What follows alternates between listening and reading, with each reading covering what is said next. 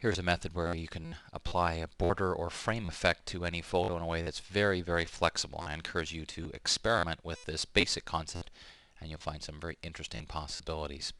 We're going to start off by turning this background layer into a layer we can actually work with. So we simply have to rename it something other than background. Simply double click on it and give it a different name. We're going to add a new layer below, and the easiest way to do that is to hold down the Command or Control key when you click on the New Layer button, and that adds the layer below as opposed to above. And then we simply fill that. We're going to fill it with white just so we can have a frame of reference. So I'm pressing Option Delete on the Mac or Alt Backspace on Windows simply to have a white layer below. Then we return to our basic layer. We're going to be working on our photo layer and make a selection. And this is where you can start to experiment. It could be just a regular selection like this, a rectangle, or we could make it a little more interesting by holding down the Shift key and starting off with a selection that's a little more unusual to begin with. So that's basically your choice. And then at this point we click on the Add Mask button.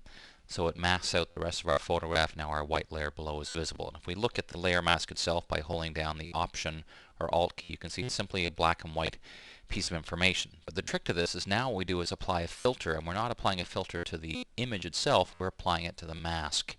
So for example, we could use a filter like sprayed strokes as an example. If necessary, you may need to drag to the edge so you can actually see what's happening. It's just a matter of playing with the settings for stroke length and radius and so on, trying to get a result that you like. Click OK. And the filter is applied to the mask, and since the mask changed, therefore the border on the photograph changed. And you can keep playing with this if you like. Let's just try, let's try the twirl filter, just see what that does. Again, remembering we're not twirling the photograph, we're twirling the mask, which again is going to have an effect on our image itself. So as you can imagine, there's all kinds of possibilities, and of course the beauty of this is it's not a permanent result because this is a layer mask. You can always throw it away. So experiment with that, try all sorts of different filters, and you'll find you can create some pretty interesting frame effects very easily.